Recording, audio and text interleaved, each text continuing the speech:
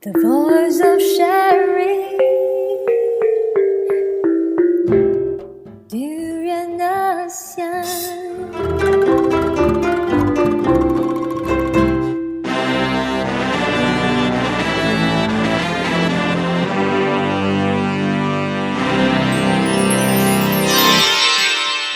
ASEAN Dailies.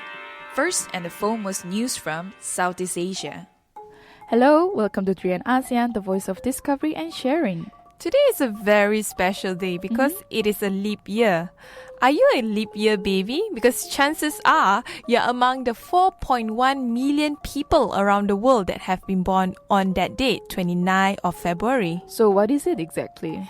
Well, it's down to the solar system disparity with the Gregorian calendar.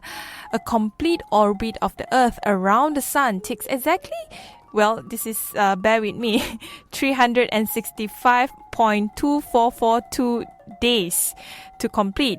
But the Gregorian calendar uses the 365 days. So the last digit 2422 is deleted.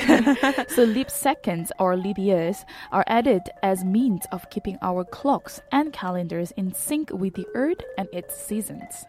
And on ASEAN Daily today, we will bring you daily updates and commentaries on issues and events that are impacting this region. I'm your host, Arlene Tan. I'm Grace Cho, and on this Monday, 29th of February 2016, we'll bring you the latest social culture and trends from Southeast Asia.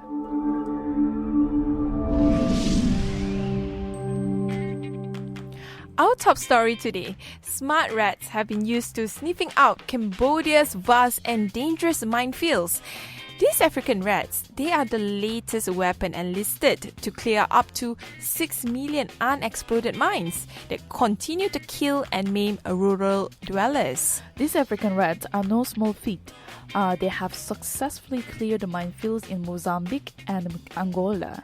They began the same task in northwestern Cambodia early this month and have already scored tangible results. Not bad. One villager, Kun Mao, says that the rats have been sniffing out for suspected mines in a rice field that he has been afraid to cultivate for years. He says that, well, it is too soon to say whether the rodents can remove every mine, but to him, these rats are wonderful. In fact, says Paul McCarthy, Cambodia program manager for anti-personal land mine detection product, he said that the villagers have started to get excited about farming their lands again. You can see the lights in their faces. Unlike standard mine detectors, these super sniffer rats pick up only TNT and no other metal objects. And you only need to feed them with, guess what, bananas to keep these rats on the go. So that's not that expensive to maintain those rats.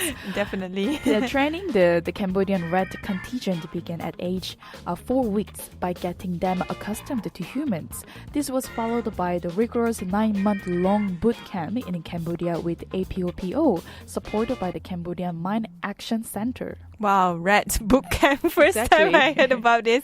Anyway, the rats learn to associate a click with a food reward before being taught to respond to the scent of TNT. When they indicated TNT by scratching, a click will be sounded and food will be followed. Eventually, the click became unnecessary. Before going into the field, the recruits are tested. One missed mine, and they don't graduate to hero rats. Oh, by the way, the name hero rat is trademarked. Wow. There are other advantages of using rats. I mean, besides calling it hero rats, they're actually quite cheap. In fact, cheaper to acquire than training mine-sniffing dogs and easier to transport. Rats averaging 1 kilogram are also too light to detonate a pressure-activated mine. Oh, that's very true. Each rat can clear an area of 200 square meters. That's about 2,150 square feet in 20 minutes. Something a technician with a mine detector would take 1 to 4 days to complete. And unlike dogs, the rats don't get attached to their handlers and thus can be rotated among many. But critics said rats may offer a lower level of guarantee that an area is mine-free than man and machine techniques, that animals cannot search well in thick vegetation and can only work for a relatively short period in the heat. Well, I don't mind a red boot camp. Anyway, let's move on to the next news. In Malaysia, Malaysian government vowed to continue combating the harmful practice of child marriage, despite fears that Malaysians may get married later in life. The government acknowledges that child, early and forced marriage is a violation of human rights. At that current alarming rising number of this sort of marriage globally, it is literally a scream to push all efforts to prevent and eliminate this harmful practice. Although the legal age for marriage is around 18, Sharia law in Malaysia allows a Muslim girl and boys to be married when they reach 16. But they need to obtain a letter of consent from their parents, permission from the Sharia court, and the chief minister of their state. So between 2011 and September 2015, the government recorded 2,104 marriages involving girls aged 16 or older, but still younger than 18. That's a lot. But this could be only the tip of the iceberg. The number could be higher, particularly in rural areas and indigenous communities from Sabah and Sarawak.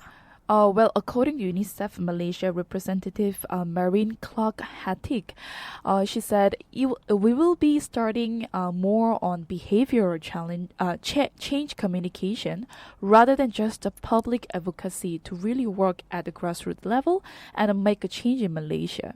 Still, the bigger question remains. Malaysian government is worried that its citizens may get married too late in their lives. This was what was said by the Ministry of Women, Family and Community Development.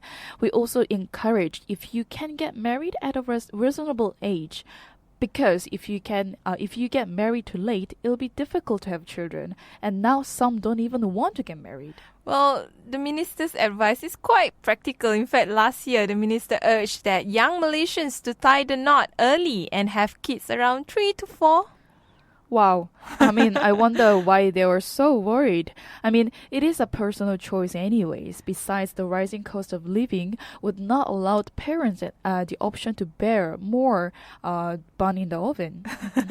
Well, the government is worried because of the low fertility rate and the fact that by 2030, Malaysia will face an aging population.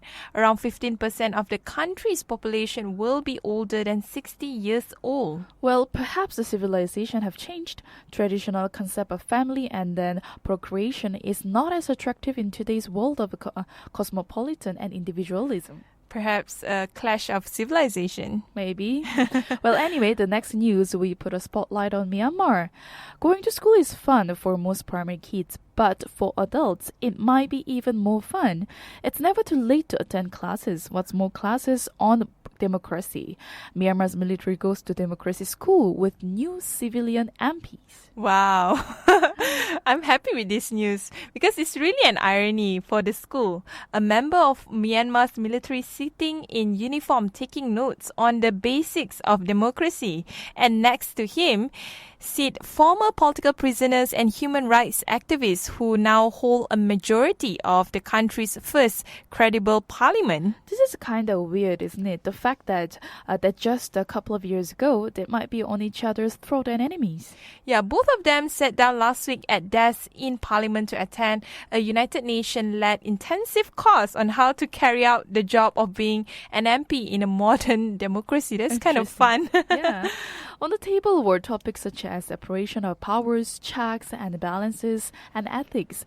Workshops also focus on the presentation skills, essential characteristics of an effective MP, working with the media, and how much influence or control one power can exert on the other. Gosh, it reminds me of my political science class back in uni. Right. Well, the NLD lawmakers repeatedly brought up the issues at democracy school, asking how Myanmar can be considered a democracy if not all seats are elected, especially the 25% quota for the military. Well, I wonder how patient are the teachers with so many questions being bombarded to the teachers. One of the international teachers, former Australian MB General Safin, responded, "It is not unusual in the region. Malaysia had a military. I am not saying that this is the model, but it's one I'm familiar with." Myanmar is moving fast to embrace democracy. They also have a library and a learning center that were recently set up with international help. I guess only passion with knowledge will make a democracy a reality. And in this case, Myanmar is definitely leading the way. I hope so. But you know what? I think Malaysia needs to school on democracy too. I mean, especially our politicians. What do you think? I definitely agree with that.